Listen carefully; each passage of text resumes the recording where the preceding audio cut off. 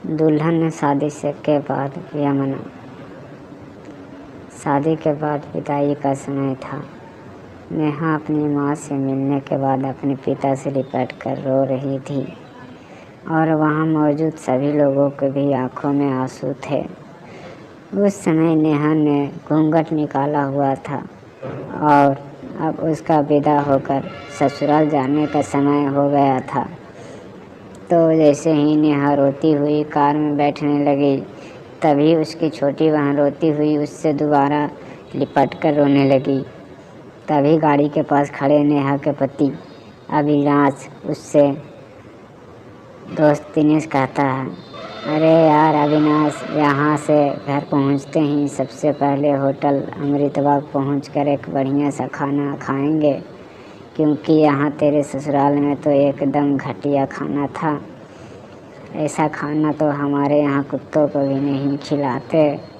तभी साथ ही खड़े अविनाश के छोटे भाई ने भी कहा, हाँ यार, यहाँ का खाना तो एकदम बकवास था और रसमलाई में तो रस ही नहीं था।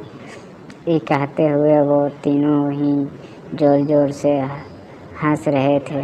तभी नेहा के पति अविनाश ने भी अपने ससुराल वालों की मजाक उड़ाते हुए कहा कि हाँ यार, मैंने भी मजबूरी में ही यहाँ का खाना खा लिया, वरना मैं तो ऐसे खाने का तो हाथ भी नहीं लगाता। और अब पक्का हम तीनों घर पहुँचते ही होटल अमृतबाग का खाना खाएंगे। अपने पति के मुंह से ऐसी बातें सुनकर नेहा कार में बैठती बैठती रुक गई और उसने गुस्से में सबके सामने अपना घूंघट हटाते हुए कार के दरवाजे को ज़ोर से बंद किया और आंखों में आंसू लिए नेहा अपने पिताजी के पास चली गई और उनका हाथ पकड़कर उनसे कहा कि पिताजी, मैं ससुराल नहीं जाऊंगी, मुझे इस रिश्ता बिल्कुल मंजूर नहीं है। ये बात नेहा ने इतनी ज़ोर से कहा कि सब लोग उसकी बात सुनकर हक्के बक्के सब लोग नेहा के नज़दीक आ गए और नेहा के ससुराल वालों पर तो जैसे पहाड़ ही टूट पड़ा हो। वजह क्या थी ये किसी को भी समझ नहीं आ रहा था। तभी नेहा के ससुराल राधेश्याम जी ने आगे बढ़कर नेहा ने पूछा कि नेहा बेटी, बात क्या है? तुम अचानक ही शादी होने के बाद अपनी विदाई होने के समय यूँ शादी का नामंजूरी कर रही हो। तभी नेहा कुछ देर चुप रहने के बाद अपनी आंखों में आंसू लिए अपने ससुर जी से बोली कि बाबूजी, आपको पता है मेरे पापा ने अपने सभी सपनों को मारकर हम सभी बहनों को इतना पढ़ाया लिखाया और काबिल बनाया, और आप जानते हैं कि एक बाप के लिए उसकी बेटी क्या मायने रखती है। वैसे आप और बेटा नहीं जान सकते, क्योंकि बाबूजी आपके घर में तो कोई बेटी ही नहीं है। और आप जानते हैं, मेरी शादी में आने वाले बारातियों के लिए खाने पीने की एक भी कमी न रह जाए, इसलिए मेरे पिताजी पिछले 3 महीने से रात को 2 से 3 बजे तक जागकर मेरी माँ के साथ ही योजना बनाते थे कि रसोईया कौन होगा और खाने में बारातियों के लिए किस किस तरह का खाना बनवाना है और बारातियों को कहाँ बिठाना है, ताकि कहीं किसी को बुरा न लग जाए। और शायद आप नहीं जानते कि मेरी माँ ने पिछले 1 साल से एक भी नई साड़ी नहीं खरीदी, क्योंकि मेरी शादी में पैसों की कोई कमी न हो जाए। और आज भी मेरी शादी में लेकिन इतना मेहनत करने के बावजूद भी आज इस शादी में आपके बेटे को रोटियां ठंडी लगी, उसके दोस्त को पनीर बकवास लगा और मेरे देवर जी को रसमलाई में तो ये रस ही नहीं मिला। और मेरे पति अविनाश जी तो कह रहे थे कि वो तो ऐसे खाने को हाथ भी नहीं लगाते, बस उन्होंने तो मजबूरी में ही खा लिया। अगर सब कुछ इन्होंने मजबूरी में ही खाया तो इसकी क्या गारंटी है कि मुझसे शादी भी अपनी खुशी से ही कर रहे हैं। कल को अविनाश जी भी कह सकते हैं कि मुझसे भी उन्होंने मजबूरी में ही शादी की है। और नेहा रोते हुए अपने ससुर से ये भी कह रही थी कि जिस माता पिता ने मेरी शादी में दिन देखा न रात वह शादी की तैयारियों में लगे रहे, उन माता पर क्या गुजर रहा होगा।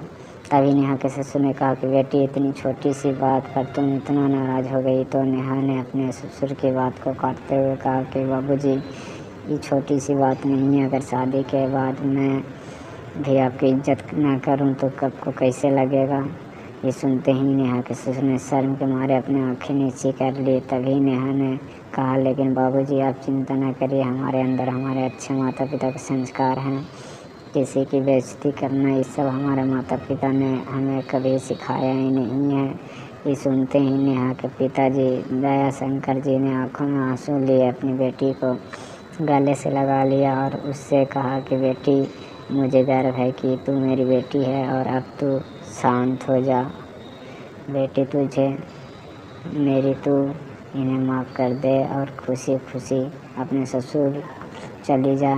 तभी नेहा का पति अविनाश भी नेहा के पिताजी और नेहा से हाथ जोड़कर माफ़ी मांगता है और ये कहता है कि बाबूजी, मुझे माफ़ कर दो, सारी गलती मेरी है, लेकिन आज आपकी बेटी ने मुझे एक पिता की इज्जत करना सिखा दिया और आज के बाद मैं हर किसी के माता पिता हमेशा इज्जत करूँगा। उसी वक्त नेहा के ससुर राधेश्याम जी भी आगे आकर अपनी बहू नेहा के सर पर हाथ रख कर कहते हैं कि मैं तो बहू मैंने आया था, लेकिन ईश्वर बहुत कृपालु है, उसने मुझे बहू के रूप में एक बेटी दे दी और वो भी इतने अच्छे संस्कार वाली जो कि माता पिता का भी इतना सम्मान करती है। और अपनी बेटी मेरे कहने से इन नालायकों को भी माफ़ कर दे, मैं हाथ जोड़ता हूँ तेरे सामने। तभी नेहा अपने ससुर जी के दोनों हाथों को पकड़ लेती है और कहती है कि नहीं बाबूजी, आप मेरे पिता हैं, कृपया आप मेरे सामने हाथ मत जोड़िए। तभी नेहा के पिताजी दया शंकर जी भी कहते हैं कि समझिए, आप मेरी बेटी के सामने हाथ जोड़ कर कृपया हमें शर्मिंदा मत कीजिए।